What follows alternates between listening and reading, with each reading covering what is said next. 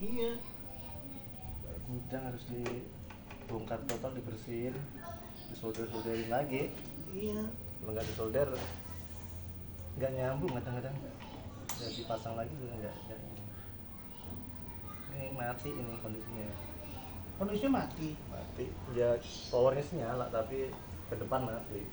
Itu Ya, yang pada LED-nya, panel LED-nya itu. panel LED itu solderannya aja sih. Begini retak-retak. Terus paten udah orang neliti jalur-jalur supply ini, supply listriknya. Nah, bakal betul sendiri. Harus. Iya. Itu sendiri aja. Tukang servis mana mau betulin ginian. Ada harganya kali. Jadi dia capek lah. Capek benerinnya. Bingung ngasih ongkosnya. Bongkarnya begini, diongkosin Bukan. 300 juga orang juga pasti nggak mau lah. Males bongkarnya. Harganya Bongkarnya lama ini.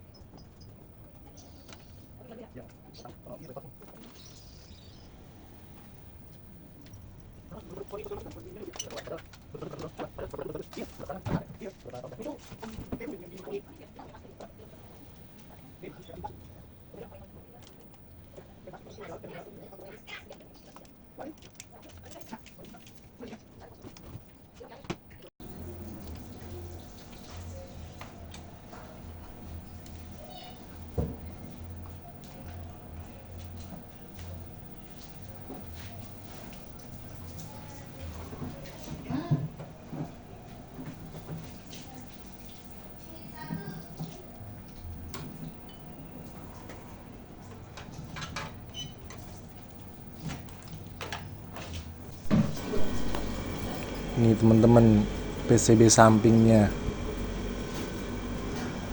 kotor banget dalemannya. 50 volt 3300 untuk elko yang kecil. Jadi ada 2 STK ya teman-teman ya. Yang bawah ini untuk power untuk speaker front, yang atas untuk suronnya. Tapi bisa Bawah agak gelap, nggak begitu kelihatan.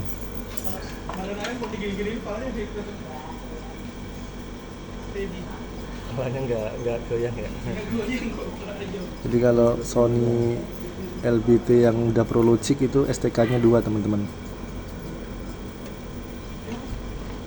Ada yang belum Pro Logic itu yang seri VR 70 itu powernya sih sama, power utama, cuman Pro Logic belum ada surround center ya. Ini debunya. Kita bersihin. Masih bagus sih, cuman ketutup debu aja ya. Jadi harus kita bongkar, kita cek satu persatu nih apa kendalanya, layarnya nggak mau nyala. Jadi ini ya sekalian dibersihin.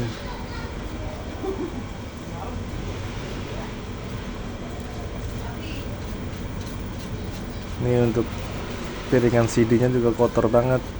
Rencana sih mau dinormalin nanti kalau memang sempet waktunya, lain kali ya. Ini temen-temen ya.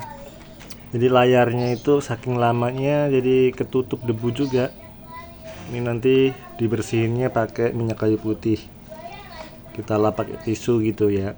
Pakai alkohol juga bisa kalau memang ada. Terus titik pin yang di sebelah kiri yang 3 ini sama Nah ini kan retak nih kelihatan ya, retak sama yang ujung juga retak juga. Ini juga retaknya parah, makanya layarnya tidak mau menyala ya, karena tidak terhubung arusnya. Ini untuk suplai layar ya.